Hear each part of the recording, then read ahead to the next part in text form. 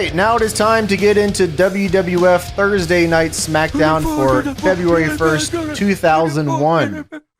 A night that was deemed SmackDown Xtreme, a special live SmackDown on a Thursday. Yes, Xtreme SmackDown here. I assume what happened was they were advertising this on Raw because they don't really explain why this is Xtreme at all. We'll talk more about it as we get into the show, but I was kind of lost on the concept other than they just wanted to have some gimmick matches on the show and XFL was coming up. But I read online that there was maybe Survivor was premiering around this time. Oh, something with Friends was happening at the time. So WWE felt like they had to do something a little special to try to keep up with those PR two. move, maybe. You know what's even crazier, James? I have an Observer thing about this, and I just forgot that I did. So, okay, yeah. Well, I guess we'll talk about it then. Yeah, but I think that's somewhere around there. Is they just felt like they needed a ratings boost. So yeah. Well, let's speaking of Observers, let's get into the Wrestling Observer newsletter portion of this before we get into the review from the Observer, January 22nd, 2001. After nearly a full year of various rumors, negotiations, and several near-finalized deals, the sale of World Championship Wrestling by Time Warner to Fusion Media Ventures was officially announced on January 11th. Literally hours before the announcement that the final step of the Time Warner AOL merger had been cleared. WCW is saved, boys! It's saved! Thank you, Mr. Bischoff. We love you. Terms of the sale were not revealed publicly, likely because the number was embarrassingly low, as someone very close to the situation described the figure as figuratively pennies. So Fusion Media is now picked up WCW. Again, this is January of 2001. So, obviously, things... They're fine. They're good. They're fine. Yeah, they're about to head to Las Vegas and do some tapings. Well, there's some rumors to address here, speaking of this or that, James. Addressing the various rumors and stories that have come out in the recent weeks about WCW in regards to Hulk Hogan. Hogan himself probably started this one indirectly through Bubba the Love Sponge, that he was going into the new company for a $3.5 million to $4 million offer to do some wrestling and book the company. At this point, there is no deal with Hogan. Bischoff wants Hogan in the company, a decision that many have questioned, thinking there is only a downside of Hogan's involvement. Until Hogan's legal problems with WCW are settled, it is doubtful he'll be back. So he wanted to come in and book? Could it get worse? Is the question on everyone's mind. I mean, it sounds like he was trying to just do whatever he did in TNA, right? I guess so. Yeah, he wanted to do open fight night. Lost amid all the hoopla of the WCW sale is that just a few hours later, Bob Merowitz and Semaphore Entertainment Group announced the sale of the Ultimate Fighting Championship to former Nevada State Athletic Commission member Lorenzo Fertitta and Las Vegas-based company Zuffa. Dana White, the former manager of the middleweight champion Tito Ortiz, who is the most charismatic of the fighters that have been in the UFC recently, will actually run the company. So I don't know if I knew this, that the same time that WCW and ECW are dying, on the other side of things, UFC is getting sold at the same time. That is crazy. Yeah, that is pretty interesting that in the middle of the biggest sports exchange in wrestling history. There's another one. There's another one. Yeah, right. Just seems like everything's going here. It's because of the goddamn .com bubble. I also don't know if I knew Dana White managed Tito. I guess I just missed that part because all I know mostly about Dana and Tito is that they hate each other and have for a long time. Yeah, that's probably part of it. XPW ran its first show in several months on January 13th in Reseda, California, and immediately proclaimed itself the number 3 promotion. That's awesome. 2 days later, they received word from America One, the network of a small and largely low-powered TV stations, that they are canceling the show effective of January 28th. Whoops. That sucks. In ECW news, so I guess these are the last 2 ECW shows here. They ran a show on January 12th, and then the show I'm about to talk about here is January 13th.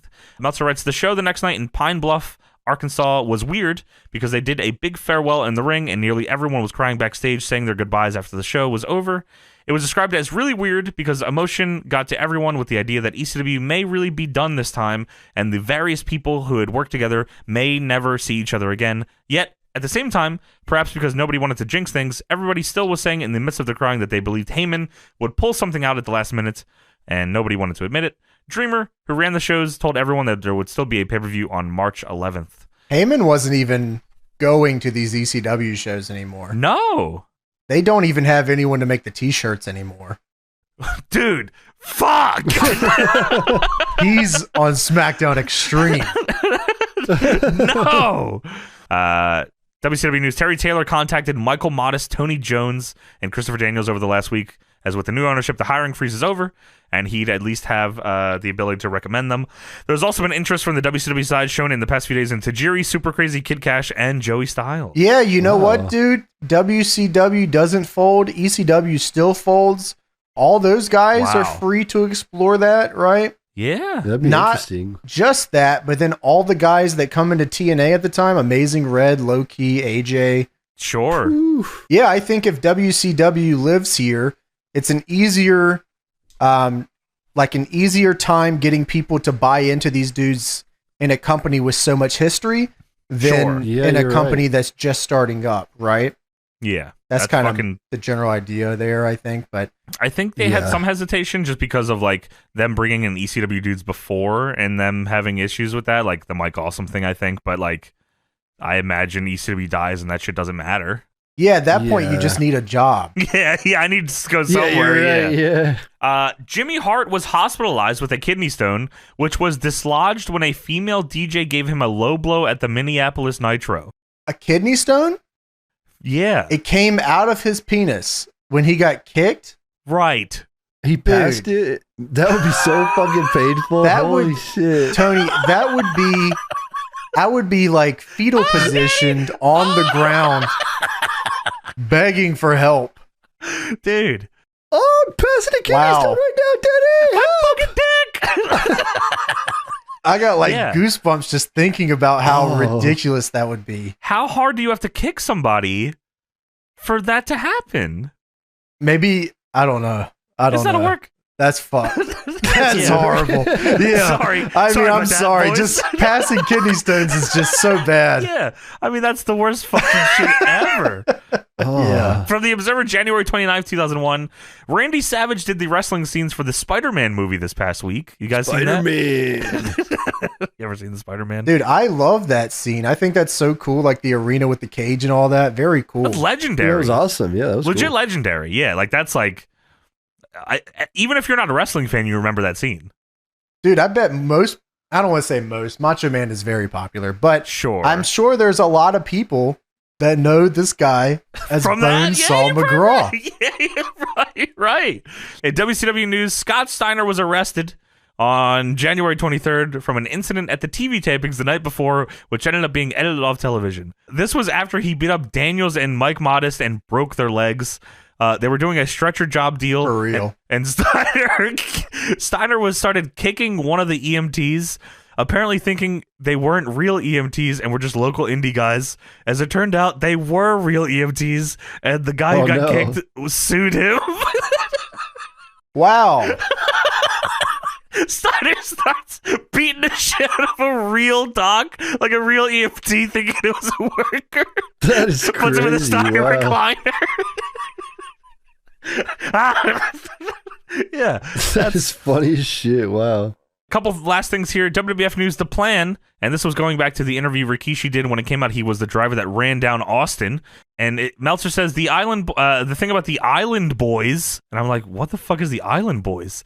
Is that there's a plan of making a clique with Haku, Matt E. Smalls, which is Matthew Anawai, son of Sika, and Ekmo Fatu.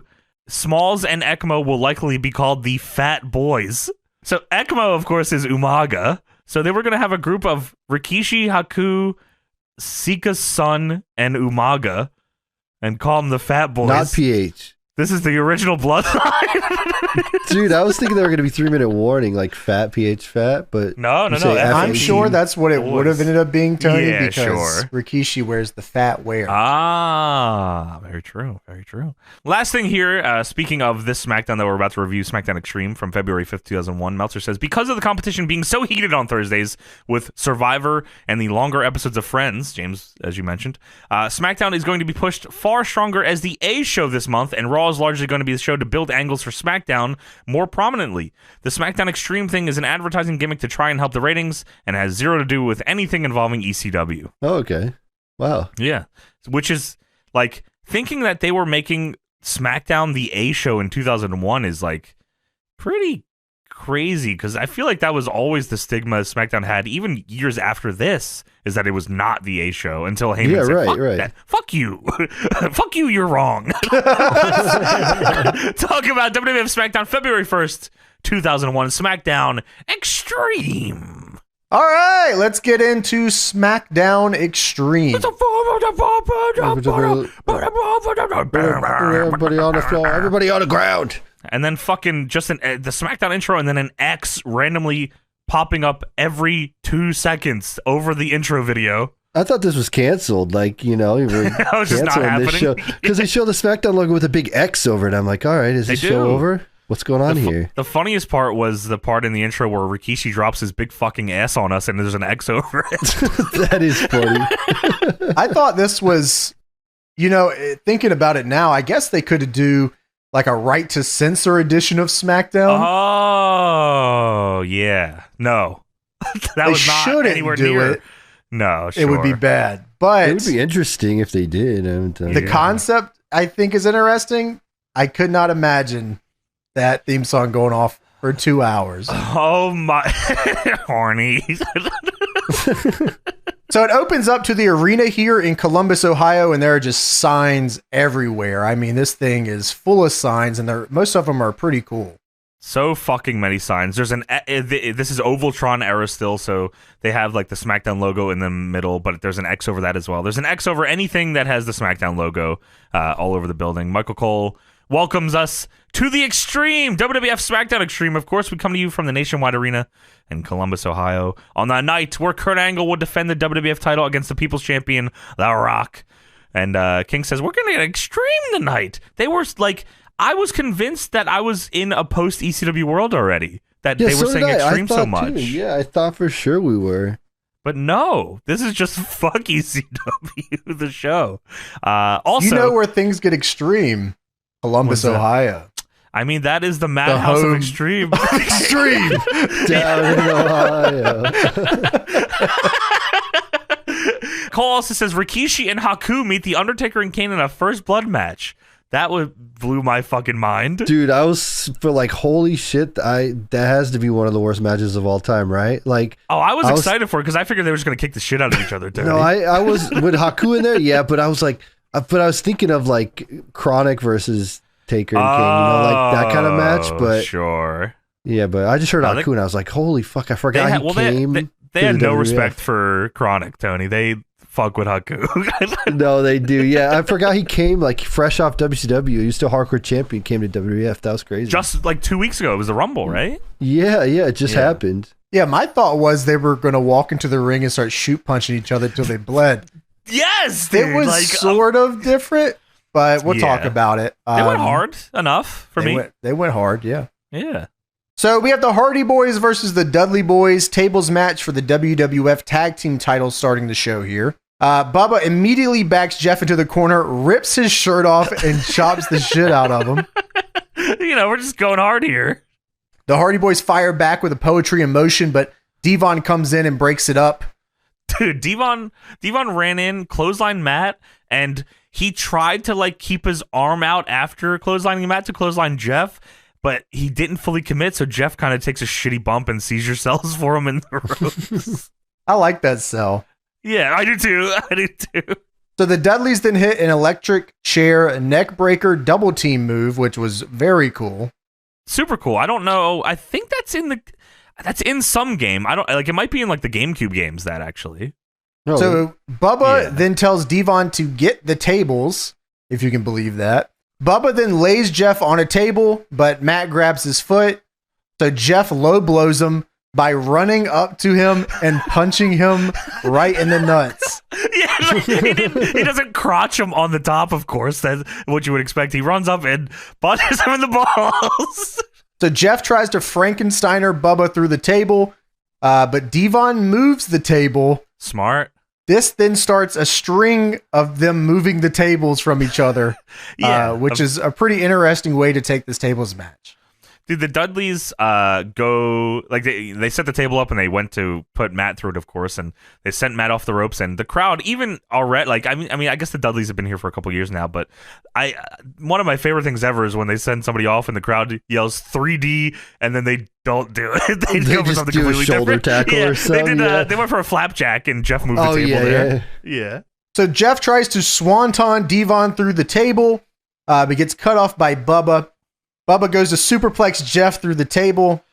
So Matt Hardy runs up and gets on the turnbuckle across from them and then leg drops the table in the center of the ring, breaking it with nobody on it. This is fucking nuts. I thought I was trying to, as this is set up, because it's, they're diagonal from each other in the corners, I guess opposite corners you could say. And I'm trying to figure out, do they try Power and Glory here or something, and then I was like, oh, maybe Devon cuts Matt off and they both teams get a superplex through the same table so it doesn't count. Oh, that'd be it was like cool. a wash or like a draw. The last thing I thought was that Matt Hardy was going to leg drop the table himself. That's not what I Dude, ass expected. first through the table, tailbone, and then he no sells it and just gets out of the ring, Tony. Gets right back up. He doesn't give a fuck. Dude, as this is, I think it's like a little before this or as it's going on, King is talking, like he is horned out tonight. My God. King is. He's talking about blondes and having fake hair. I don't know if you guys caught this, but then he's talking about blonde hair and not real hair. And then he asked about Jeff's hair for the carpet matches the drapes on his rainbow hair. He wants to know if Jeff Hardy has rainbow pubes for some reason. Tony, he is sitting there in an XFL jersey. While there's this sweet tables match going on and Matt Hardy going ass first through a table. I wonder what his pubes are like. Huh. And then, dude, Tony, when Bubba got crotched on the top, when Jeff got crotched on the top by Bubba to set up for the superplex, King says, "Oh, right in the carpet." He landed pubes first. This guy just called a match? Like, what the fuck? No! Fuck no! So Bubba then superplexes Jeff. This is right after Matt jumps through this table butt first and then runs out of the ring. Out of a video game. Like, that's what I would do in a video game to try and break it up. So yeah, Bubba superplexes Jeff and the table's already broken. So the match is not over. I thought that was... I'm still on the table, by the way. Yeah, through the broken table. Yeah. And I gotta say, that is super creative. I think that it's very, very funny that Matt Hardy put himself through a table and then just got up immediately. And also didn't lose? Well, because you have to be put through it. I guess that's fucking fair. It doesn't hurt unless somebody else puts you through the table. Otherwise, it doesn't hurt. You can jump from the tippy top rope all the way to the center of the ring, doing your finisher to yourself, and it does not hurt. Huh. Got it. So superplex, Matt then throws Devon into a ladder on the outside as the Hardy Boyz set up two tables by the ladder. Now, I wonder if this hurts. Matt then climbs the ladder and he goes to leg drop Devon, but Bubba stops him. Devon then climbs the ladder with Matt. Then Bubba, I thought, what are they doing here? This, at no point. I mean, I kind of figured it out, but I was like, Well, I thought, okay, Bubba is going to back body drop Jeff My thought, which would have been unbelievable, by the way, was that Bubba was going to back body drop Jeff over them and the ladder through the two tables. Dude, that would have been gnarly. That could have happened. He could have made that work. Dude, because there's a spot here in a minute where he takes a back body drop and he damn near touched the ceiling. That's fucking true. Yeah, I definitely thought that could have been the finish. I mean, Jeff is definitely the type of dude I will take that. You know? That's why not? Yeah. Right. If it's cool, then he'll do it. That does not happen, does it? No. So Bubba just essentially throws Jeff head first lawn dart into both of them on the ladder. They fall off the ladder and then land on the table barely, and it does not break. Dude. So what I went because I was like, how did this fuck up? Because both of them go and smash both of their fucking heads into the table, and the table just flips. So I think it's like they slide or something. The ladder didn't tip over. I think it was supposed to tip over, and they were going to go with it. So they were G'd up to like jump off the step as it tipped, but it doesn't. Yeah. So they get tripped on the rung of the ladder, and both fucking land on their head on the table. Also, was that going to be the end of the match? No, because that was supposed to be a double table spot and nobody wins. You know what I mean? Like they would have said, and the match continues because this. Okay, sure. But yeah, you're right. They were trying to ride the ladder down, and then they couldn't ride it, so they just like jumped, and then they both ate shit. Smashed both of their fucking heads. By the way, I like the idea that it was supposed to end the match, and this next part they had to come up with on the fly. So the match continues because the table did not break. It just tipped over. 2, it wouldn't have ended because it wasn't a move or something. They would have come up with something.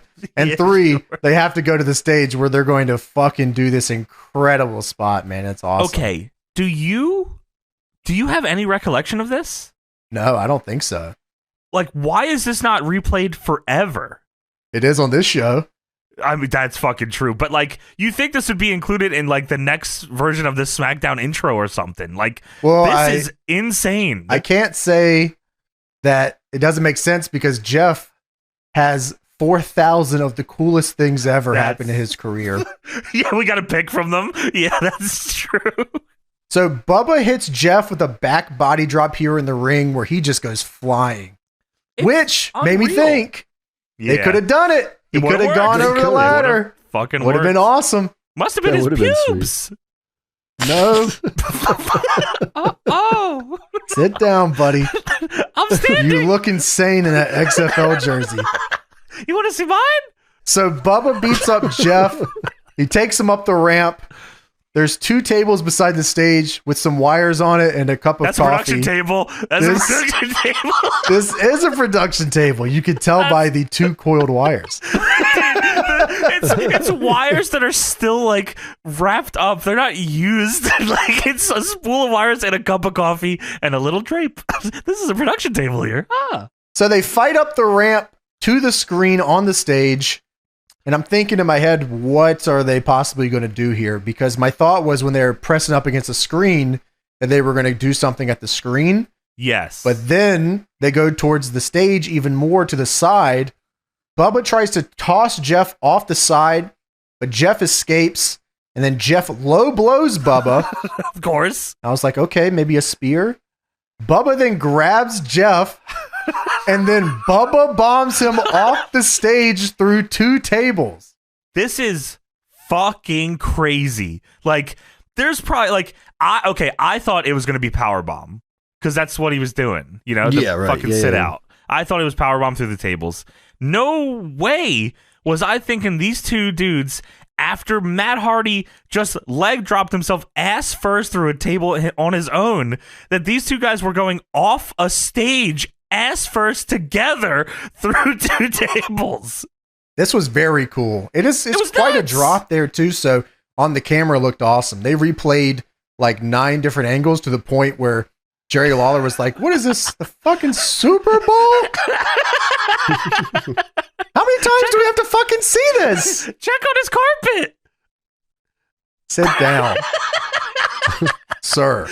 Dude, they show it a million times. You're right. And Bubba, I mean, Bubba either hurt his ass or it hurt when Jeff Hardy landed on his balls because he is screaming in pain as the refs are helping Jeff up first.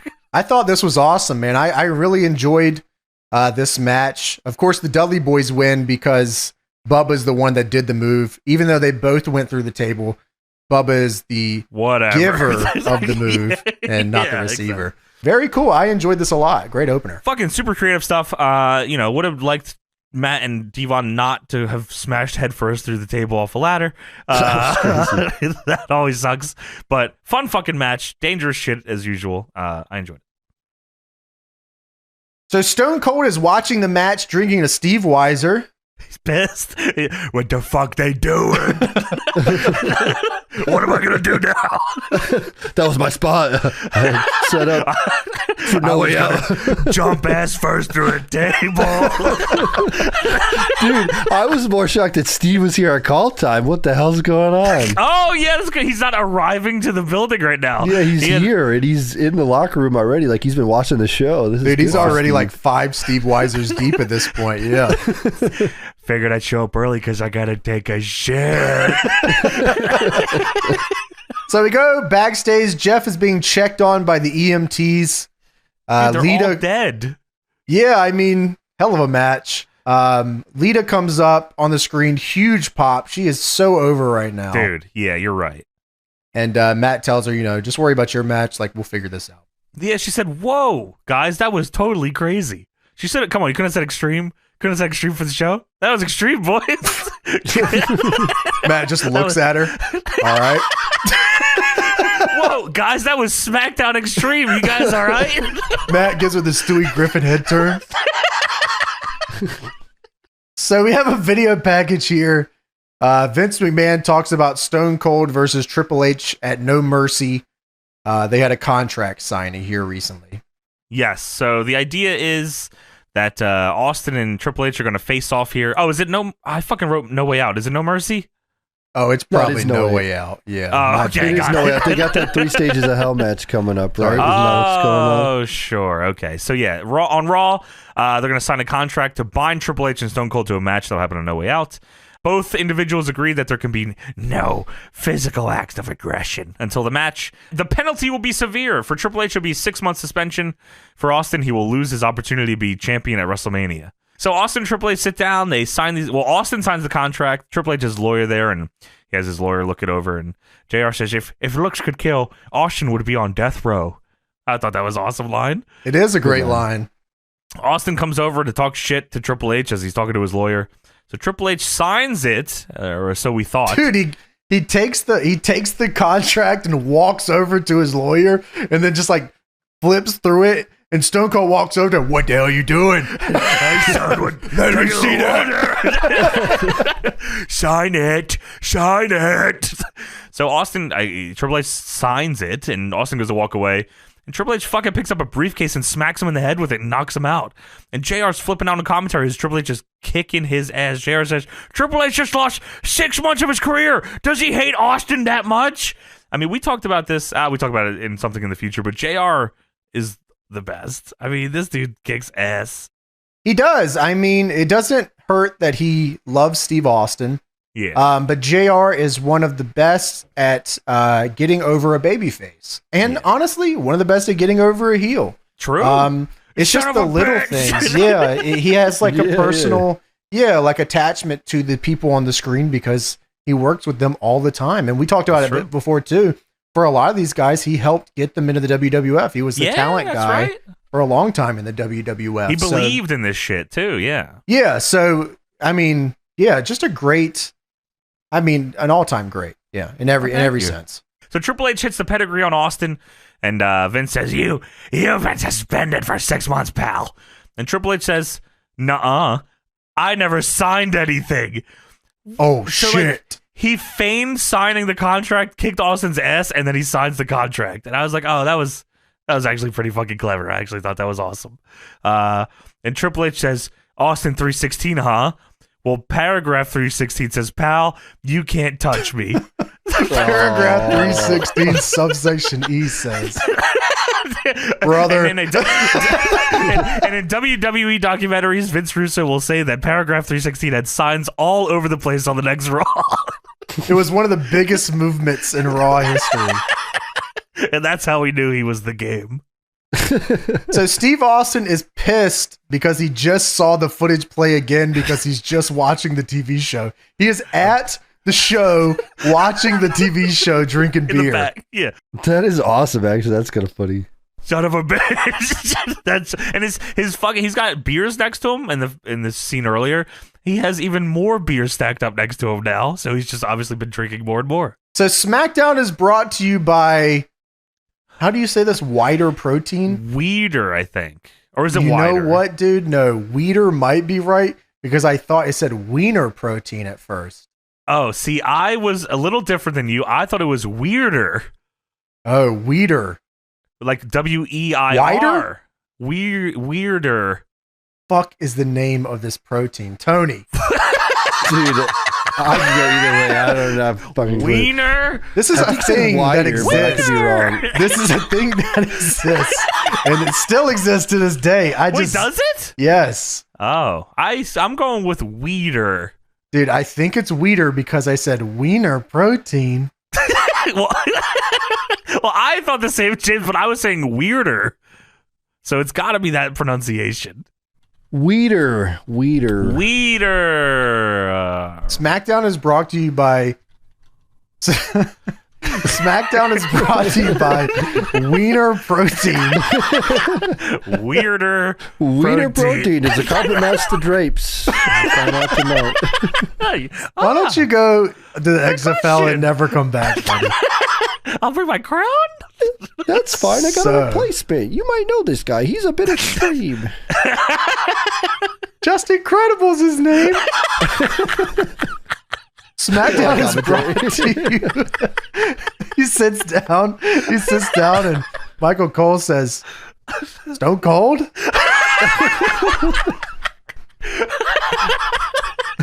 Oh my god! Oh my god, oh my god. The Rattlesnake. Stone Cold. He looks next to him. How much did they pay you to get surgery to look like Austin? Who the hell is that? Bobby Lashley? How much did you pay him, brother? No, You it's look like me. shit, Steve. Dude, I would have PJ had Polacco. I'm here. Holy Do commentary. shit. Dude, I would have had a big stable of guys that look like Steve Austin. I would have had Just Incredible, Will Sasso, Horace Hogan. Yeah, I'm just stacking the Goldberg. deck here. Emery Hale. Goldberg. He's just in there. Tank Abbott will cut his goatee so he also has the little goatee. Gilbert. He's in Wow, there too. that's awesome. All right, so SmackDown is brought to you by Wiener Protein. I'm sorry. SmackDown is brought to you by Weeder Protein, Chef Boyardee Overstuffed Beef Ravioli, and Sega.com, the ultimate online SmackDown where only the strongest thumbs survive. Oh, what the fuck was Sega.com? Dreamcast online. Oh. You playing games online or what? Is that what Yeah, on the Sega website? You could play games at a web browser. You could buy the keyboard attachment. Whoa. Way ahead of its time. It's just a wrong time for the market, and Sega wasn't doing too hot. So Yeah, sure, that's fine. That's pretty cool though. That's pretty ahead of its time, no? Yeah. yeah, definitely. Sega.com was like if the marketplace was just different because Xbox kind of takes over from that point. Xbox became like the home for online play with Xbox Live, but they definitely had the right idea. Was Sega also the one that, like, I think this was years before this, that they did, like, they had an in-home, like, cable box thing that you could play Sega games on? I think that was Sega. Yeah, that was them. They had the Sega channel, they called it. Sega Channel! That's what the fuck I'm thinking about. Dude, I yes. only know that because one of my buddies had that, like, down the street where, like... We might have talked about this, but yeah. It was like a channel, right? Yeah, I get what you're saying. Yeah, that's You get it through a cable provider, and then it's, like, on-demand games, so they, like, rotate the library. It's kind of like PlayStation Plus or what, I guess, or like the Game Pass. You just get random games and then they rotate them out, and then just like. Hey, anyone that had the Sega channel, let us know. I want to know what the fuck was on that sucker. Or you played it, right, Tom? What was on there? Yeah, they had like all the Sega hits. I think they had like exclusive games too, but I don't remember what those games were. They had like all of them, like Sonic and all the good games for Sega. But yeah, it's a pretty cool idea. Sega always was trying to do something, huh? Yes, absolutely. I'm reading about it here. So the Dreamcast launched with a built-in 56K modem. You get the web browser disc, so you could surf the net, send emails. Whoa! And some games on the Dreamcast. Yeah, on the Dreamcast. Wow! And some games, such as Sonic Adventure, offered free downloadable content. This was in 1999 and 2000. Dude, that's way ahead of the time. Yeah, what the hell? But the concept of playing games with others over the internet was in many ways still a pipe dream. In early 2000s, Sega released Choo Choo Rocket, the first game to support online multiplayer out of the box. However, the plans were ambitious that they announced they would be launching a dedicated internet service provider engineered to offer low latency online play using the built-in modem. Which is nuts. And they had servers in the US. Wow. Yeah. Dude, they had all the right ideas. It was just the wrong time. It was way ahead of the time, yeah. Wow. It says SegaNet launched on the 7th of September alongside NFL 2K1, and roughly 20% of the Dreamcast base had signed up, gaining the service 400,000 users in the region. Over a month into it, they had 1.55 million consoles registered online. In comparison to Xbox Live, which launched in 2002, it took nearly 2 years to even reach 1 million users, which is pretty crazy. Wow. So we got Lita versus Jacqueline versus Ivory. That match is for the WWF Women's Championship, I believe. Well, you're almost right, James. It is, as Tony Chimmel says, for the WWF Women's Championship. Oh, okay. He doesn't know how to say women's, I guess. Was it called the WWF Women's Championship? It was definitely women's. But there was a video, I think it was Tri-Moon put out, where he said women's, like on like it was during a commercial or something, that it was coming up for the Women's Championship, and Cole is on commentary, I think, giving him shit saying, it's women's! Oh, really? That's funny. Yeah. I'll have to find it for you. So we got Lita versus Jacqueline versus Ivory. Ivory is actually the current women's champion here. Right to censor. Yes, and she comes down here and immediately gets double teamed by Jacqueline and Lita, who are popping off Hardy Boyz moves. They get out of the ring during Ivory's entrance to kick her ass. So Jacqueline hits a sidewalk slam on Lita. Lita then hits an up and over and a side Russian leg sweep. Lita takes off her shirt, goes to the top, hits a Lita salt. The crowd's going nuts. I mean, she is super over right now. In comparison to everybody else in the women's division, like, she was so different that the crowd just had no choice but to like fall in love with her. She was awesome. She was a top act, like, not just for women. Yeah, top act period in the company.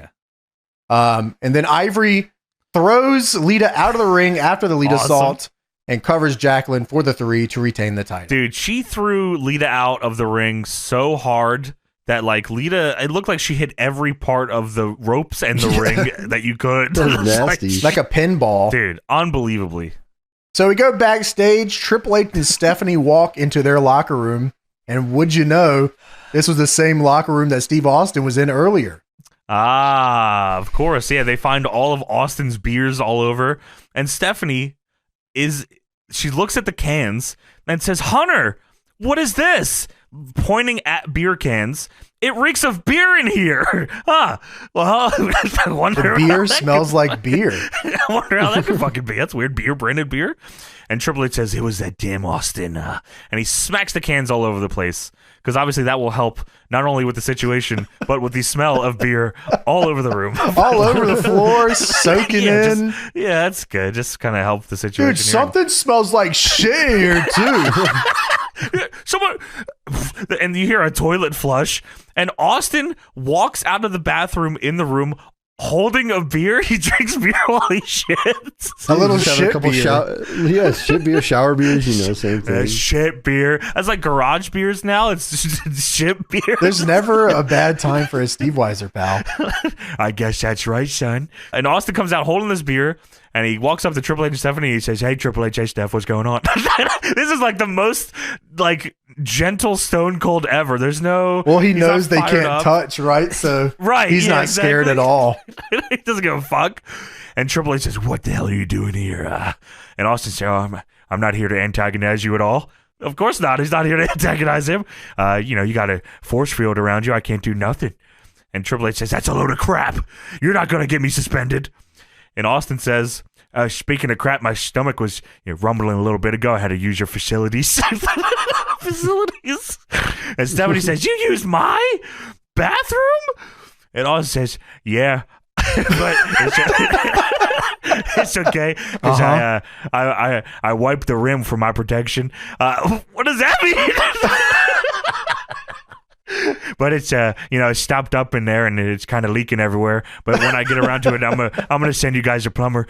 He's walking out the door as he's saying this now because I'm real busy. But I'll see what I can do for you because I know your guys' priority is to use the bathroom before the night's over. So I'll see you later. Dude, he's nice though. He's gonna send the plumber. I mean, what a nice guy. He's gonna send a plumber because he knows that it's their priority to use the bathroom before the night's over, Tony. Dude, you got to use at least once. And he wiped the rim before he went. That was really for his good. Protection. Yeah, they walk over to the bathroom door. There's shit everywhere. Oh my god! There's shit on the windows. So the WWF Slam of the Week is presented by Dynamic Muscle Builder by who? By who? Tony? I don't know. You don't remember? Wiener. Because it's like Wiener. That's how I'm going to remember it. Yeah. So get Wiener, get results. Get Wiener. Play with Wiener today. 2 scoops of Wiener will get you right. How much Wiener do you want in your diet? Hey, nobody get breakdowns like this on any other podcast than What's the Slam of the Week, Tony? I mean, this shit's important to me. The Slam of the Week was Austin slamming a beer while he's taking a shit. That was the Slam of the Week. Just took a big old shit. Wow. Dude, they do that sometimes where they cut like 5 minutes earlier. That's the Slam of the Week. Yeah, you're right. So the Wiener result Slam of the Week is Edge couldn't compete last week in a tag team match. So Edge had Kai and Ty face the Dudley Boys instead. And they tried to fuck over the Dudleys in the match by spearing Devon. I guess that didn't matter because the Dudleys still beat Kai and Ty with the 3D. 3D! Dude, this is... So, for those that aren't aware, this is the Kai and Ty era where they are evil and they are doing the voiceovers, which was very over. It was so over, yeah. Yeah. They're a big part of the tag division right now. They're like on every show every week right now. Yeah, that's true. So Edge and Christian Town Hall here. Edge slides into the ring and humps the ground, just unbelievable style. Do you think maybe Viscera got inspiration from this? I mean, the way he was putting it down on the mat was nuts. Someone has to be inspired. Maybe Edge got inspiration from watching Viscera's work in the back. Oh, maybe. Maybe they inspired each other. Inspiration all around here in the SmackDown Xtreme era. So, as you said, Edge and Christian are here at Town Hall. Cole says, Edge and Christian were issued a challenge here tonight, but we don't know who by. And King, they're talking about, their plans backfiring on Raw with Kai and Ty. And King says, speaking of backfiring, can you believe Steve Austin took a dump?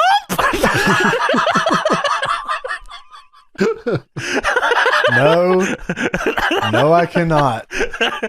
Well, that might have been just incredible. That could have been Horace Hogan. That was there's a lot of guys that look like Steve these days. Bill Goldberg. Yeah, maybe it's Goldberg taking a big ass shit back there. You don't know. So Christian is here with big sunglasses and beanie. Gigantic pink glasses. It's a crazy look. And Christian says, you'll have to forgive us if we're not in the best of moods today, because we showed up today only find out we've been put in one of the toughest matches of our career. And I know this is SmackDown Extreme and everything, but come on, this is ridiculous. Christian is, these guys are great, by the way. They are awesome. I love these guys dudes. are fucking fantastic. And Edge says, "It's okay, Christian, be strong." And he says, "First of all, we'd like to thank you all for that rousing ovation." And the crowd boos, of course. "Unfortunately, it could be the last one we ever hear." And the crowd cheers for that. And King is like agreeing with him on commentary, and Cole at one point just straight up goes, "Stop the pain." I thought that was like a line recorded in. Yeah. Because it was so out of place. "Stop the pain." Edge says, "Tonight we face the biggest test of our lives, so we hereby accept the challenge of Kai and Ty." So it's Kai and Ty against Edge and Christian, supposedly. So Kai and Ty come out here and they look a little beat up. And Taka has a mic, and Taka Michinoku starts speaking into the mic. Nothing is coming out until a dubbed voice comes over the speakers, and Taka allegedly says, "Fools! Your interference in our match last Monday night has incurred our wrath. Normally, you'd face the consequences, but lucky for you, Funaki has developed a rash that will keep him out of action." And of course, they let us know that Funaki has a rash because Funaki's standing there scratching his ass. He just took a big shit, too. Oh, in my bathroom! Funaki takes the mic and, of course, says, "Indeed." Taka takes the mic back and starts mouthing words until it says, "Therefore, because we are evil, we shall introduce you to your new opponents. Prepare to die." No mercy. Dude, okay. Tony, I know we say it every time, but this is like I straight can't up. emphasize, dude. Yeah, it's exactly what that is, Tony. I can't emphasize, if you didn't grow up playing No Mercy, you have no idea how like how it feels to go through championship mode and find out your mystery opponents in a handicap match are the fucking APA. Like, they're always gonna kick the shit out of you, man. And their music in goddamn 64-bit or whatever the fuck was is fucking crazy sounding. Every time I would have to go to the back, go to the truck, and try to cut one off, like with the truck. And like, if I can Irish whip them to the back of the truck, then run out, I'm like, yes, here we go. I got a minute. Yes, dude. So, okay, sometimes I would try to Irish whip them across the parking lot, but I would misjudge it, and they would run through the door, so it'd put me in the hallway, and they'd start kicking my ass because the hallway's so small. Yeah, that sucks. The APA are gigantic. I mean, it's legit. Like, yeah, they're just the biggest bruisers in this company. Dude, they are so big, and like everything they do has a sound to it, and they're not slapping their legs. It's awesome. Yeah, I love Farouk and Bradshaw. This is an awesome team. Yes. One that we've mentioned before, but just always their in-ring style ages well because it never goes out of style to just beat somebody up. Ever. No, that's always going to work. It's the base of wrestling, right? Yeah. So we get Edge and Christian versus the APA. The APA come in here and whip their ass. So that's what we wanted. Yeah, Kai and Tai is ringside jumping up and down, cheering on the APA, which is awesome. It is sweet. So they go for the concerto on Farouk, but Funaki runs into the ring, pushes Farouk out of the way, and then takes a standing concerto. He was looking out for his boys. This is like definitely one of those things where the follow-up on Heat would be like Taka Michinoku and Funaki sitting down to play cards and Bradshaw passing him a beer. Dude, oh my god, it would have got a big pop. I would have popped at my house. Yeah, dude. That's what it's all about. That'd be fucking awesome. I mean, that's one of the rites of passage in the WWF at that point was, do you get to sit down at the table with the boys, play cards and drink a beer? Yeah. So ENC hit the standing concerto to Funaki, who instantly just dies in the ring. It was awesome. Shit's awesome. Edge chases after Taka Michinoku here, but Bradshaw ends up hitting Edge with a clothesline from hell on the outside. Kills him. And Farouk then hits Christian with the hardest spine buster that he could muster up. It was fucking awesome, and he wins the match. That is fucking awesome. So we go backstage. Vince is talking to... security? I thought so, but then I actually looked at him and I was thinking, I don't know. staff member, Yeah. stage hands ish. People something who like work that, here yeah. for tonight. Yeah, that's right. Yeah, and Vince is dressing these dudes down, and he says, "I don't care. Please just shut up." I don't know what the conversation was. They don't really explain what this conversation was. It kind of alludes to the fact that they were complaining about something, and Vince said, "Fuck off," because Vince says, "You gotta understand, I've got my own problems. Okay, I've got pressures of my own. I've got an XFL kickoff this Saturday night. I got SmackDown out there. I don't want to hear from your problems. Stone Cold just took a shit. Stone Cold took a shit." And Regal walks up and says, "Oh, I have a very important phone call." And Vince says, "Unless it's Ebersol from NBC, I'm not taking another call." And Regal says, "Oh, it's of a more personal nature. It's," and he whispers it to Vince. Vince gets a strange look on his face and looks at the boys and says, "Oh, well, if you gentlemen will excuse me for a moment, I'll be right back." And he walks away with a big smile on his face. And that's always a good thing. So we get an XFL commercial here. The XFL premieres on NBC on Saturday and then UPN on Sunday. Poor XFL. They have tried this more times than they should have. The XFL originally is crazy looking back at it. Yes. You come here, You every are Sunday, fucked. you're getting concussed. Because football ain't shit unless everyone's concussed. That is legit what the selling point was. This shit is crazy. Everybody's gonna die. Prepare to die. There's too much goo-goo and not enough gaga. It's time to Dude, change the business. NFL Yeah. with no pussies. That's what this is. Dude, yeah. Fuck all. I mean, if they could have got away with letting these dudes do everything without helmets, they would have. I wonder what would have happened if the XFL ended up being popular. Do you think that Vince would have stepped away from the WWE like way earlier?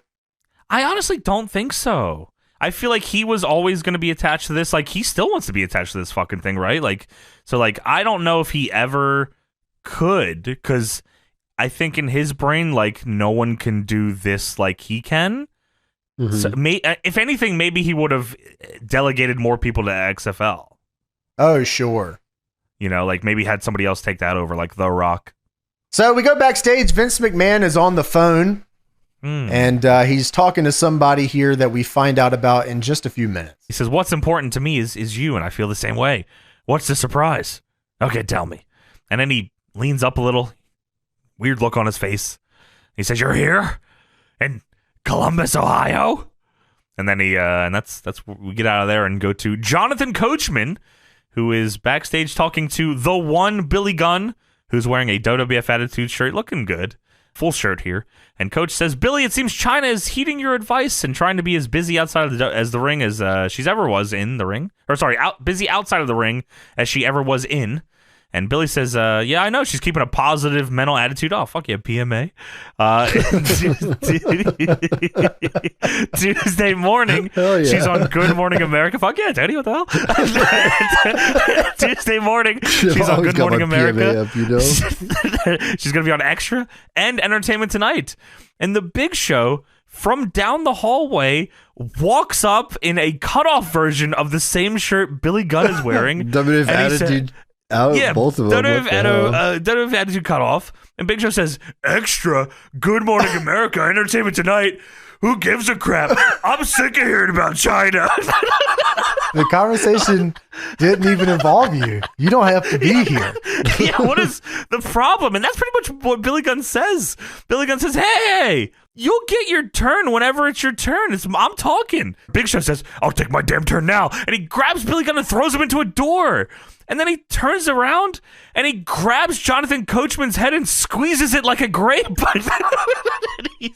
he fucking is squeezing the shit out of his head. And he says, "And you, I've been gone for 6 months. I come back at the Royal Rumble. When have you asked me any questions? When are you going to ask me, Show, what's going on inside your head? You want to know what's going on inside my head, Coach? No, I didn't ask. I didn't ask. Why are you asking questions and answering them to me?"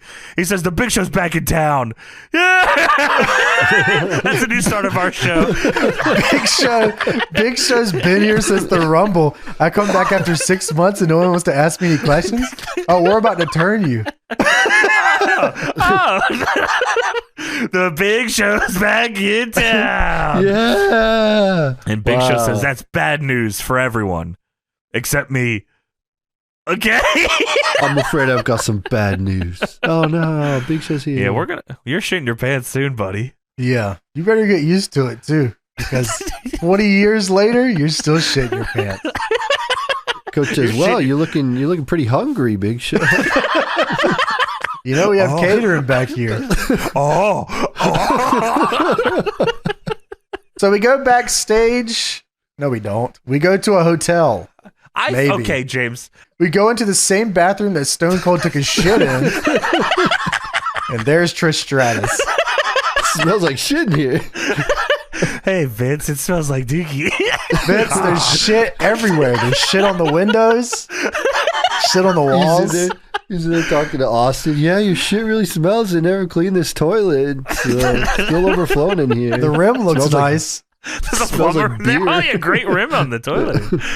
So yeah, dude, James, I swore, like, I didn't understand that Vince was gonna leave the building, so I thought Trish was like just in a different part of the building in a hot tub. Me too. I legit thought that. That's why I wrote backstage. I thought she was in a tub backstage, and then it just hit me. She was probably at a hotel. I didn't think of that legit till just now, and that explains what happens later, of course. But yeah, he said, "Oh, you're in Columbus, Ohio." Yeah, backstage in the bathtub. Yeah, I'm back here. I'm at work. I work here. You got me a flight, and I got trans to the building. Like, you paid for all that already. Like, we're good. So yeah, Trish is talking to somebody on the phone, and she says that I want you to come. And she says, you know what they say? You wash my back, and I'll wash yours. And I'll Who the see hell you says soon. that? I don't. That's you wash my back, I wash yours. Well, good thing about that, my back is on my cock.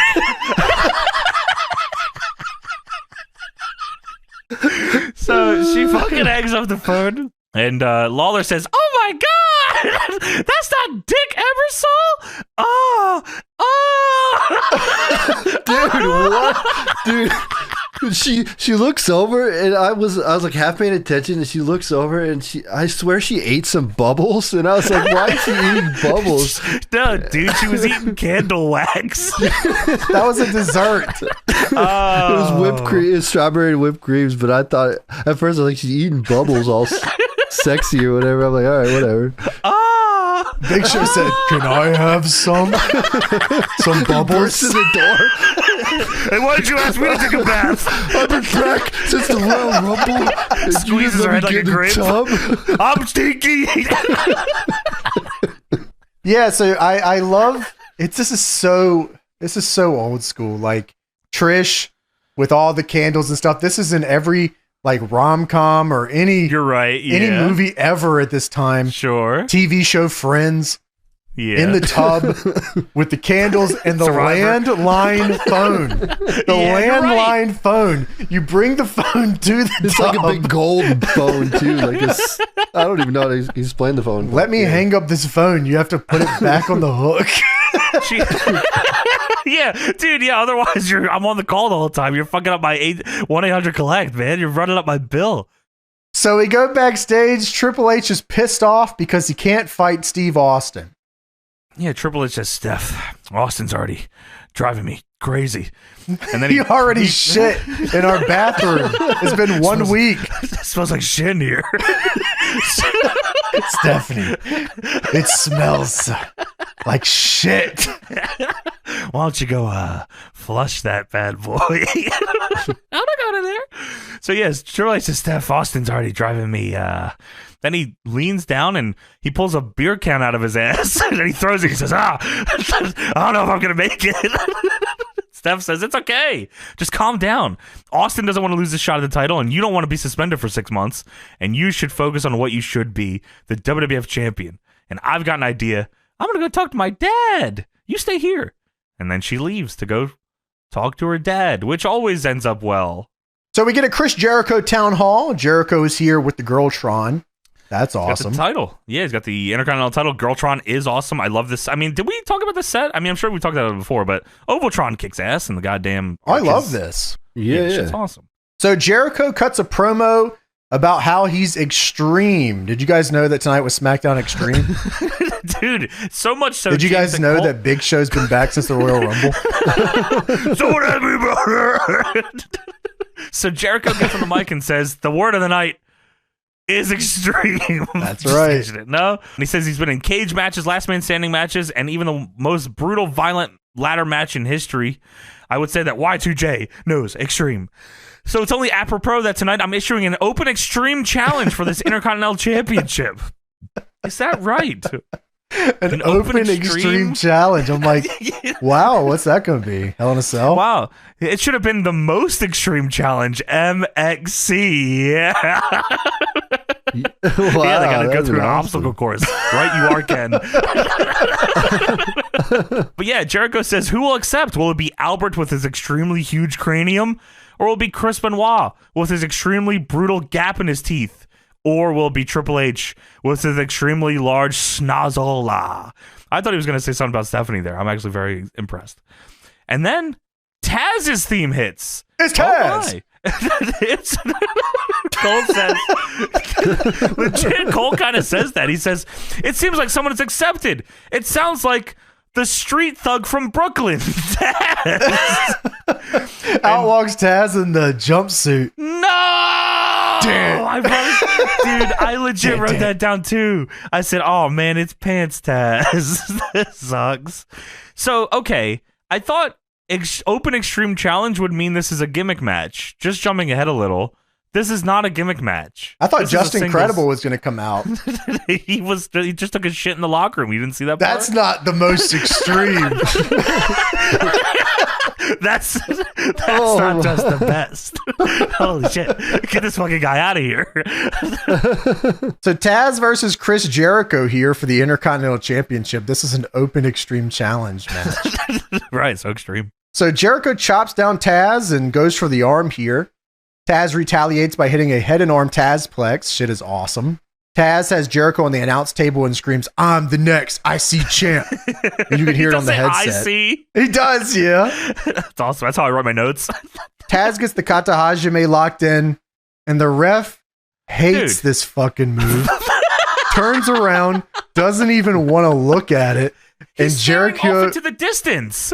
yeah, and then Jericho mule kicks Taz as the ref looks the other way. Dude, okay, I legit rewound it to fucking see, like, if Jericho did anything to, like, even just pointed to the crowd and said, hey, look, like, anything to distract the ref. Legit, he's in the fucking Tazmission, and the ref's staring at it, and then he goes, what's over here? So Jericho mule kicks Taz, hits the lion salt, gets the 3, retains the title in a open extreme challenge match. Yeah, him winning with the lion salt also surprised me. Not that I'm against guys, like, winning with other moves, but Taz can't even get beat by the goddamn walls of Jericho. I'm not tapping out, brother. That's my thing. Yeah, probably. They probably mean, did You say take that, to be everything from me, honest, but there's one thing I'm not doing, brother. I'm not tapping out. It's 2001. We're not that far removed from Taz's killer run. No, dude, he debuted 1 year ago in Yeah. legit the Rumble the year before this. yeah. Wow. So we go backstage. Vince McMahon walks up to a limo with a jacket and all his bags, and he is yelling at the driver to open the door. Why does Vince bring so much to the show? What is he doing? Who knows? What could you fucking have in that fucking thing? Yeah, but yeah, there's no driver here, and Vince is standing at the back of the door, and he looks at the driver's side door, and he says, hey, wake up, damn it, open the door. And he walks up to the door and sees there's no driver, and he turns around and shouts into the void, where's my driver? Which, I don't know why he did. Why do you need your driver? Why don't you just have the big show? You Why don't- know, I've why- been here since the Royal Rumble. Why don't you ask me to drive? I'll do anything on this show, please. So Vince loads his own bags into the back seat of the limo, not just the trunk. All right, that's fucking cool. And Stephanie runs up and says, Dad, where are you going? And Vince says, I got something very important. Okay, something's come up. And Steph says, Dad, you've never left in the middle of SmackDown or Raw or any show. You never left SmackDown, Raw, or any other WWE Heat. property. You've never left in the middle of Tuesday night in Texas. Saturday night's man. I hope you wouldn't leave in the middle of No Way Out. The XFL. Vince says, this is important to me. Not to worry, though. I'll be back later. That's not true. That doesn't happen.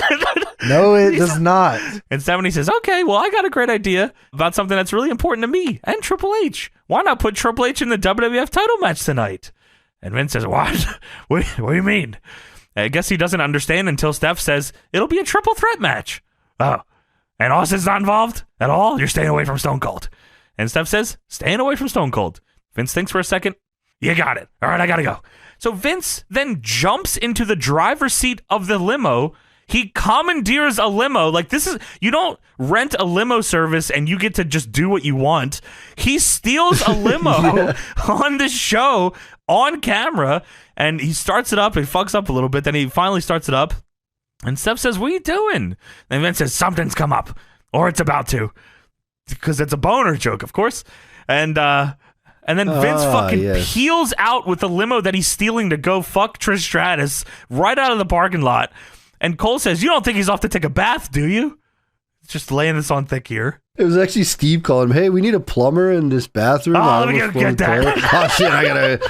let me go get... That's very important. I gotta go pick up the plumber. Dude, he I think the car's already on, because then he like tries to turn it on again, and he like turns it off and then turns it back on again, and then he peels out and they play like peelout.mp3 or something when he's driving away. So we have the Cat Town Hall up next. The Cat comes out here to talk about how extreme tonight's SmackDown has been. Dude, right? It's so extreme. It's so fucking extreme. Extreme. So yeah, the Cat comes out and she gets so much time to talk. I don't know how long this actually was, but it felt like way longer than it needed to be. So yeah, the Cat comes out, and of course, I'm sure you're all surprised. Jerry Lawler says, puppies! Oh my God! Something's come up for me too, Michael! Michael Cole should start punching him in the head. He's standing up at ringside, big XFL jersey on. With his little boy haircut. Oh my God! Dude, sit this guy down now. I'm shocked that they didn't have him like have a fake boner so they could have shown it. Oh my God! It's resting on the desk. Look at this, Michael! So Kat says, you know... I do. Everyone's making such a big deal about SmackDown Extreme. No one has made a big deal about it. We've got First Blood matches. She's lost already. We've got table matches. She said, are y'all thinking about watching Survivor? Or maybe Friends? Don't Hopefully touch that dial. No Way Out. But you know what? There are other ways of taking things to the limit. There are other ways to be extreme. Other ways that could be... I'm saying this whole promo because I need you all to know how much she talked here. Other ways that could be just as exciting, just as hardcore, just as exhilarating. And that's where I come in. Because everyone knows there isn't anything I want to do to get a rise out of the fans. And like, I mean, they lay this on thick. Dude, okay. Says, any sort of subtlety goes out the window completely. It like starts like subtle, and then she's just like, I know what turns men on. Dude, and I know how to get you guys boners. You guys want boners? Yeah! And seeing as tonight is about Extreme, did you guys know that? Hear about Everyone's been talking about how extreme tonight is. Well, the Cat plans on taking Extreme to a whole new level. I mean, like, this could have gone, obviously, many ways. It could have gone ECW style, but Matt Hardy stole her spot earlier. She was actually going to jump off the stage through a table. But sadly, all these spots were fucking taken. So I legit wrote down here, oh, she's getting right to censored. I see where this is going. So Cat says, I plan on giving you and everyone at home exactly what you're dying for. And I write, holy shit, get on with it. And like James said, the subtlety is out the window here. I'm giving you all boners, and I'm going to get full frontal nude right now. Hit the music. I said, wow. Okay man. The delivery here is It's so fucking funny in the way that it comes off.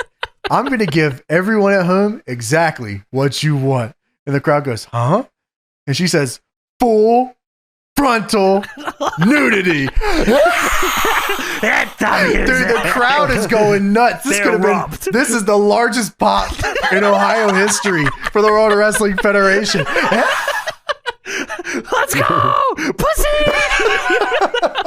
Dude, yeah, the Lawler is legit standing up in his seat with the jersey on. Full frontal nudity, Michael! Full frontal nudity! So she starts to strip, and the Right to Censor music hits, and the fucking Right to Censor swarm her. They, like, surround her, and Cole says, oh, give me a break. You want to see full frontal. So not only do they wrap her around with a towel, it is a Right to Censor branded towel. Like, it has the censor thing on it. Okay, I thought that was awesome. Very funny. Yeah, the Right to Censor towel awesome. With the big stop logo on it. It wasn't enough that it was just a towel. Yeah, they gotta, of course, have their branding. And Steven Richards says, out of here. He throws the cat out. He says, what is wrong with you people? And Lawler says, what is wrong with you idiot? The fuck did you just say? Steven Richards says, there are children in the audience. I used to blame the WWF for depraved behavior, but no longer will I let all you hide behind your ignorance. And Cole says, what right does he have to tell us that? And Lawler says, I hate him. He has the right to censor. Ah. Well, Steven Richards says, the Right to Censor blames each and every one of you. And they show a guy in the crowd with a shut up stupid sign. I thought that was pretty good. And Steven says, well, my good people, if you want extreme, we will show you extreme. And it will be for your own good. He says this very nefariously. Yeah. And then like, nothing happens. If he would have had like a big mustache, he would have been twirling it as he said this. So we go backstage. Kevin Kelly is here with The Rock. And Kevin Kelly informs The Rock that Triple H has been added to the match with Kurt tonight. Rock, of course, says finally The Rock has come back to Columbus. And Rock says, you know, dude, everyone's you-knowing on promos here tonight. The Rock has seen the show tonight. He knows what's going on. Fuck you, Kevin Kelly. Yes, The Rock watches the show. I watched it just like Stone Cold was. Triple H, you hit the jackpot when you married Stephanie McMahon Helmsley. You pulled the handle, got a Joker's Wild on the fastest, loosest slut machine the world has ever seen. Big pop from the crowd, of course. So Triple H, just like that, you got yourself a title shot. The Rock's title shot. We'll let The Rock clue you in on something. For the past 2 years, The Rock has been the main event of WrestleMania. And for The Rock to do that again, he has to win the WWF Championship. And that's exactly what The Rock's going to do. So Triple H, don't worry, because The Rock will take care of you in the ring like he always does. And Kurt Angle, The Rock says he wants you to go down to the local arcade, get in one of those picture booths, take as many pictures as you can with your WWF title, tape them all together, tie them around your waist like a little belt, because when The Rock takes your WWF title, you're going to need something to hold up your pants so they don't expose your pimply, pale, hemorrhoided, all-American candy ass. Big pocket pop from the crowd. And if you smell, of course, what The Rock is cooking. Yeah, so it's pretty, you know, I had to get The Rock on here to say something about Kurt Angle's fucking ass, of course. Stone Cold is still in the back drinking some beers. Yeah, he's sitting in the lockers, like he's in a locker room now. This is in the Triple H locker room. This is I guess with the boys, and there's beers above his head, and drinks one, reaches up, grabs a couple more beers, and he starts shaking them up crazy. And on commentary, they say, hey, you don't do that with beer. Of course not. Fucking dumbass. Yeah, I mean, he's going to need a few more beers because next up is the Big Show versus Billy Gunn. My, wow, they set this up on this show and they delivered it. That's pretty crazy. The man that was at the Royal Rumble, the Big Show, he's here in a WWF Attitude shirt. Now, he only is here, James, because the match was requested by the one Billy Gunn. The Big Show is not booked otherwise. Well, no one knew he was here. Now you know. So Billy Gunn rushes the ring and slides under Big Show and starts firing off on him. I thought that was cool. That was cool. Billy Gunn looks great. Big Show then cuts him down and keeps him down for a long time. He kicks his ass the whole match. He He does Iron Claw deadlifts to pull Billy Gunn off the mat. Like, he's kicking his ass. Big Show hits a belly to belly in this fucking match. I'm going to guess that Billy Gunn is not being pushed currently. He's the one. What do you mean? Come on. He's got to have something. Like, he's in his push now. This is the push right now. This is the end of it. Yeah, maybe he's you're right. getting pushed off the cliff right here. So Billy finally creates some space here with an eye rake, but Big Show sidewalk slams him. Big Show goes for the elbow again, but misses. Of course. And he G's up for it fucking too. He hits the side slam, then he gets up, does a taunt, and says, elbow drop. So Big Show misses. Billy Gunn hits a bulldog for a 2. Goes for the famouser, but Big Show just goozles him, hits the showstopper, and wins. Billy, the bulldog that he hit, people were like, Big Show was in position for the famouser, and the crowd was like, oh, and he hits a bulldog, and crowd's like, ah. All right. Yeah, that was why'd weird. you do that? You should have went for And the then, famouser. Big Show, Come I don't on. like, it's not like Big Show, like Billy was there for the famouser, and Big Show, like, stood up or anything. Billy goes for the famouser, and Big Show stands up straight and grabs him by the neck. And then choke slams him crazy style. So Big Show wins, and we go backstage. Stone Cold walks into Triple H's locker room again and says, heard about you got added to the match tonight. Here's a beer. Dude, yeah. He knocks on the door, and Triple H says, come in. And Austin comes in and says, hey, Triple H, hey, Steph. Hey, no hard feelings, man. I'm sorry about clogging up the crapper. No big deal. Now you got that championship match. Just want to come here and wish you good luck and maybe drink a beer with you. And Triple H just stares at him. He's staring a hole through him. And Austin says, you don't want the beer? Well, you don't mind? No. You don't mind if I drink a beer, huh? Okay. I don't mind drinking if you got the match. So Austin opens up the beer, and it just fucking explodes all over Triple H, like all over his shit. And Triple H steps back, ugh. And Austin immediately backstepping. Hey, man, I'm just gonna leave. You got a big match, man. I ain't good today. I'm sorry, Triple H. He leaves the room. This is fucking awesome. I love normal Stone Cold. Yeah, right. He can't do anything. He can't fight back. Yeah, he can just play it how he wants. Yeah. So backstage, Kurt Angle is being interviewed by Lillian Garcia. Is that I right? thought that was right. That felt weird to me. I guess that is how she kind of started, though, huh? Yeah, that's right. And I guess she moved to ring announcer. Yeah, that's right. Yeah. Kurt, she asked, about Triple H being out of the match and what your reaction is. And Kurt says, I was expecting it. I wasn't surprised at all. In fact, why stop there? Why not at the Big Show? He's here? The Big Show? Wait, when did he come back? At the Royal Rumble. Oh. What about Chris Jericho? At Chris Jericho or the whole state of Nebraska? And don't you think a wrestling ring is a little old school? Why not put the match in a Shark Tank with live sharks, hungry sharks? And the only way to win is to stuff your opponent down a shark's throat and pin the shark. Wouldn't that be a hoot? Kurt, this is not WCW. Well, maybe I should go to WCW. Maybe got bought by I should Fusion go Media. to TNA. Maybe I go back to ECW. Kurt goes back. Where is everybody? What the hell? So Kurt just says Rock and Triple H will leave just like the people who came to see them, depressed, disappointed, and most of all, losers. And that is for true.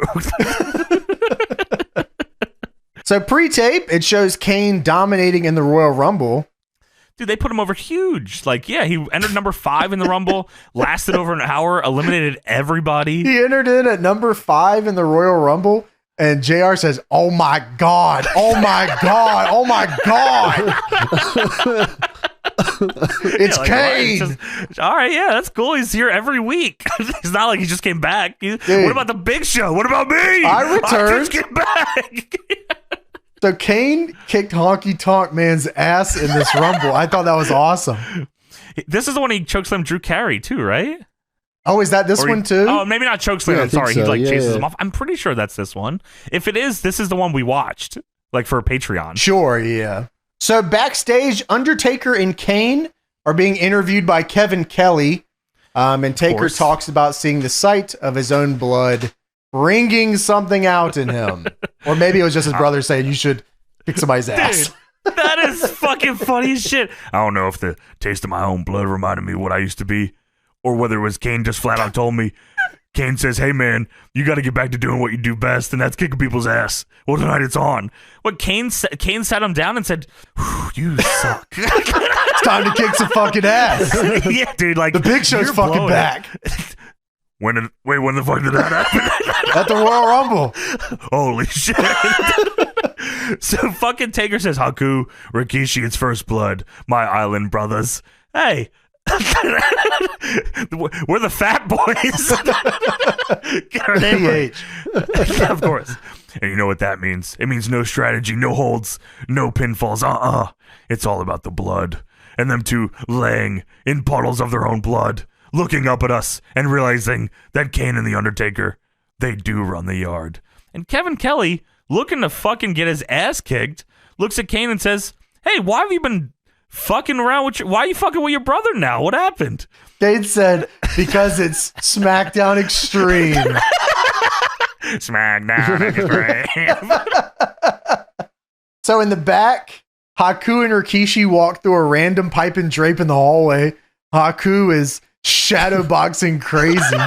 Dude, he shadowboxed through the drape and almost punches his stagehand in the head. And Michael Cole says, oh, this is the first SmackDown, the first ever First Blood match on SmackDown. That's not right. We've watched this. Like, we've watched a show where they did a First Blood match before this. You're right. It was the one where they had the fucking Triple H gimmick match night. It's the first one in February of 2001, buddy. I guess that is true. So Undertaker and Kane take on Rikishi and Haku. Kane is absolutely fucking yoked at this point. He is massive. Tag team First Blood match as well. I don't know how many of those exist, and like in my brain, this could have been elimination. It feels like they wanted it to be with how this match ends. But yeah, Kane is massive, and they come out to Taker's theme. They come out to Rollin'. I mean, much like Green Kane joining DX, I always wish Kane, at least for one time, would have gotten his own motorcycle and came out on it with The Undertaker. That would have been awesome. fucking sweet. Hell yeah. So Taker immediately throws Haku into the steps as hard as he could. Please, by the way, note, this is Bad Mad Rikishi. Couldn't be any other Rikishi, could it? So Taker and Kane ping pong Rikishi with punches. Wow, that's awesome. I wrote the same thing. Yeah, dude. Like, I don't know if they planned it to be like that, but it was awesome. Like, Rikishi just kept going back to him, and they were like, okay, fuck it. That kicks ass. That's a great spot. Undertaker hits Rikishi with Old School, which is what I would personally do in a First Blood match. Well, you know, maybe he claws him in the head and it busts him open. So Taker is just throwing Rikishi's head into the steel steps at this point as Kane is beating up Haku in the ring. Taker keeps smashing Rikishi's head off the stairs and then each time checking to see if he's bleeding and then going, damn. Just fucking hope that's me in the video games. So Rikishi grabs a steel chair and hits Taker and Kane in the ribs with it. Then he hits Undertaker, tries to hit him in the head. Taker puts his hands up. So in return, Taker then hits Haku in the head as hard as he can, unprotected, right over the top of his skull. It's an unreal shot. Like, I mean, Haku has a fucking lot of hair, but he hits him so fucking hard. So we see Haku get just completely annihilated with his chair, and the next thing you see is Rikishi G'ing up to Stinkface Kane. We're on the same levels here. Crazy. It's like, dude, what if he made him bleed? Dude, okay, that's what I was fucking gonna say. Like, he rubs his ass so hard on Kane's mask that like it cuts his face and he starts bleeding from underneath it. What if his ass started bleeding from the mask? Oh, he cuts his ass. Rikishi's ass is bleeding. First Blood, match is over. Wow, dude. But then he rubs the blood on Kane's face and the ref thinks that Kane's bleeding. Yeah, wow. There's levels to this that they didn't explore. They decided they were going to hurt Haku way more instead. They were going to give a Maven-esque chair shot to Haku and have him bleed everywhere. And they said, Haku, we're going to ask you to have the gnarliest blade job in SmackDown history here, please, because it's Extreme SmackDown. Yeah. But we can't see it because you have giant ass hair. And we're going to shoot around it as much as possible because you went a little too deep, buddy. Because your whole face is fucking dripping with blood now. What the fuck? Haku came back to the WWF and then did then took the most egregious headshot with a chair and then bladed as fucking nuts as he could. That is insane. This is my boy. It's a comedy level of blood because so just go back into the match, James, and we'll fucking get to the end here because, all right, so he fucking stink faces Rikishi, Right. or sorry, stink faces That Kane. would be nuts. Yes. Kane was stink face Rikishi. That would also be fucking... So Rikishi goes to stink face Kane, but Kane, this is right. This is what everyone should do. Rikishi stink faces Kane, but Kane, the other way, dude. I mean, the other way would be nuts. But Kane low blows Rikishi, dude, yeah, like straight up, like punches him in the balls, and then goozles him to hit the choke slam. Of course. Taker then throws Kane the steps over the ropes. Okay, what was he thinking was going to happen here? Like, he looks at Kane from the floor. He's holding the stairs. He says, Kane. And he throws the stairs over the top, and Kane has to, like, swat them out of the way so they don't fucking fall on him. Hey, what do I do? Didn't even catch him? So Kane then hits Rikishi with the steps. Haku gets in the ring. Haku is stumbling. He's stumbling bloody in the ring. The referee is having to like avoid looking at him because they want the finish to be both of them are bleeding. But Haku is dripping blood on the ref's shoes. What are we doing here? Dude, Haku at this point, you can't not see the blood. It is all over his chest. It's a mask It is of blood. all over his face. Crimson mask. Yeah, I mean, he really, really got that one. So Taker and Kane then beat down Haku and Rikishi after, well, the ref saw that Haku was bleeding profusely. Oh, he's leaking. Of course, after the match, Taker and Kane continue to kick their ass. The refs come down here and try to stop them. Rikishi is now bleeding. Kane hits Rikishi's head off the steps again. He's already bleeding. And they powder, and Rikishi is smiling at the ramp, bleeding out of his head. Haku is a bloody mess. This was the most dudes rock match ever. Okay, it was pretty fucking sweet. Like, they just beat the shit out of each other. This couldn't have been 10 minutes, right? Like 7? Straight to the point. Yeah, maybe. They got make right you bleed. there. Yeah, like, and they bleed, and Haku fucking goes for it, man. He fucking goes for it, and he's bleeding crazy. But like, the shot you're talking about, James, on the bottom of the ramp where Rikishi's fucking smiling, they don't show Haku because he's bleeding too much. Like, Rikishi did look awesome smiling at the ramp with the blonde. Yeah, he looked awesome. Well, Kurt Angle's walking to the ring, Triple H is walking to the ring, and The Rock is walking to the ring. Oh, well, I mean, those shots are awesome. I love that. They are awesome. I love them too. So now it's time for the main event. Triple H versus The Rock versus Kurt Angle for the WWF Championship. Now this is SmackDown Extreme. Dude, this match is so extreme. It's for the belt, and like, it's no DQ because it's triple threat, and they don't do any weapons. So The Rock runs down and starts attacking Triple H before Kurt Angle even gets out here. Okay, and the bell rings? That's right. Start the match. We don't have a lot of time. What the fuck? I was so confused. You can't start the match till our participants are there, I right? thought so, Isn't too. that the rule of wrestling? Is that the wrestling rule? This isn't wrestling. This is extreme.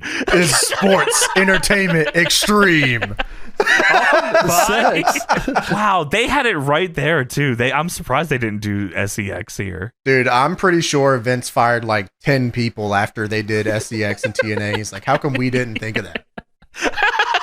It was right there. But yeah, Tony, to your point, I think on commentary they try to sell it as like, well, the match, like, Kurt doesn't have to get pinned to lose the match, so I guess the match can start without Kurt in it, which is fucking insane. You need the champion here. You're just making shit up. By the way, you can't do you that. know what No Way Out is presented by? Weeder Dynamic Sports Nutrition. Yes. Sports Entertainment. Protein. Extreme. So Rock hits a DDT for a 2 here on Triple H. Triple H hits a pedigree, but Kurt Angle pulls him out of the ring and he doesn't win. He could have won right there. Dude, they spent like the first few moments of the match, like Kurt would get in the ring, Rock would throw him over the top, then Kurt would get back in, Rock would send him back over, then Triple H closed on him over. They just kind of sent him to the floor until the pedigree where Kurt dragged him out. And I thought that was cool. They must have not had a lot of time here, like you said, James, because they are going for it here early, which made the match more exciting to me. I thought this was going to be like a long, drawn-out fucking TV main. So Stone Cold's music hits. That's so fucking funny. Stone Cold's music hits in the main. Huge pop, by the way. Crowd goes wild. He comes out with the cooler. He's drinking a beer. He always has the goddamn beer. So Kurt Angle hits the Olympic Slam on Triple H, but Rock breaks it up. Steve Austin sits down beside commentary and starts drinking a beer. A couple beers. Oh, yeah. 2 beers. What? Rock then hits an insane hip toss on Kurt for a 2.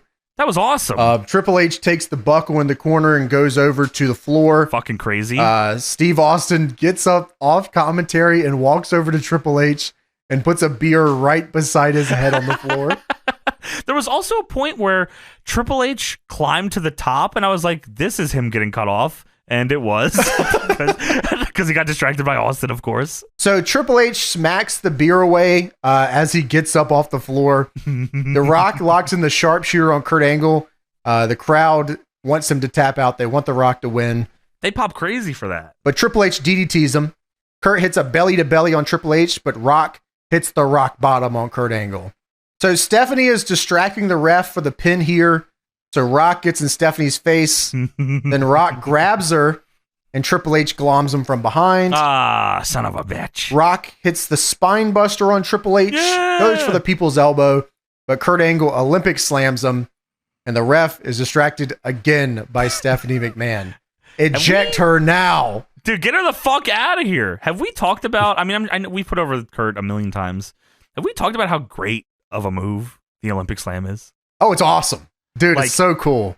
What a fucking fantastic finish. Like, I'm sure, and we probably have talked about it, but like, damn, like, that instantly made him a top guy in my eyes. Like, even when he was first coming in, and like, same with Brock, like the F5, like, if your finish, I can believe it can beat anybody ever just because it looks fucking cool, you're a top guy to me. I love the way that Kurt latches on to people. All these guys had like latch-ons for their finishers. Sure. Triple H gut kick latch. The Rock latches onto you, and the crowd, it gives the crowd a second to go, oh, choke slam. Shit. Yeah, right? yeah. Olympic Slam, like when he grabs you, it's that latching moment where the crowd goes, oh shit. Oh, and they get some up for yeah. it. Yeah, there's something just so special about the way that they put on all these moves that kind of gives that crowd that little second. There's main event finishers. There definitely is a main event. You know what I mean? Like, there's a difference. So ref is distracted by Stephanie again here, like I said. Fuck out! Kurt pushes Triple H into Earl and bumps him in the corner. Triple H then gets Kurt into the pedigree, but Kurt Angle low blows him. Of course, because we need more low blows on this show. There's not enough. Kurt then small packages Triple H, and Steve Austin runs into the ring from the commentary, grabs Earl Hebner's arm, who is down and out. Beer in hand, and slams Earl's hand on the mat 3 times. Not only does the bell ring, not only do they announce here that Kurt Angle won, but Steve Austin's music hits. Dude, that is awesome. So like triple threat, they didn't have to bump the ref for this low blow. And I was like, oh, why the fuck? I guess they just didn't they just wanted to bump the ref until I realized, no, they bumped the ref so Stone Cold could get involved in this match and be the one to do the fucking pin. Like, wow. And he has Stone Cold's fucking music hits. And the last shot you see on the show is Triple H selling his balls. Wow, that was an inspired matchup. That's nuts. Yeah, that is nuts. I mean, fun match. Fun. I thought so. I thought so. This was 3 main event guys doing all their big stuff. So cool. Yeah, Yeah. I enjoyed it. And Stone Cold running in with a beer and smacking Earl's hand on the ground is so fucking funny. Holding the beer that's open, beer's going everywhere. By the way, please note, it was a fast count. It was. It was a fast count. 1, 2, 3. Wow. Yeah, that was all sanctioned. I guess Vince, is that like Vince wasn't there, so it was okay to do this? Yeah, I guess. Because otherwise Vince would have came. So. Oh, what the fuck was that? Oh, I'm sure he gets That a also, rematch like, of left some me- sort or something. Of course, right? yeah. Yeah, of course. Yeah, he probably. That just made me wonder also, where did Vince go? They faded to black, and I'm like, wait, Vince said he was going to come back. He never lied. came back. He lied. Yeah, he's a fucking liar. Vince McMahon, the liar. You He fucking would get it? never leave SmackDown. Raw. Jacked. So would you say this show was extreme, gentlemen? There was an Extreme Open Challenge. It was Does the that most count? extreme open challenge. Right, you are, Ken. There was that tables match. Started off hot, with that tables match. There That was pretty extreme crazy. moments. I mean, at the very least, because of the amount of think blood it that was Haku extreme. spilled, it had to be extreme. I mean, someone had to make it extreme, and Haku said, "It will be me." I mean, I'm seeing that dude bleed like that, and I'm at least giving him the Intercontinental title. Yeah, I mean, he's steamrolling Chris Jericho next week. Why the fuck not? Well, that was it for WWF SmackDown, February 1st, 2001, SmackDown Extreme.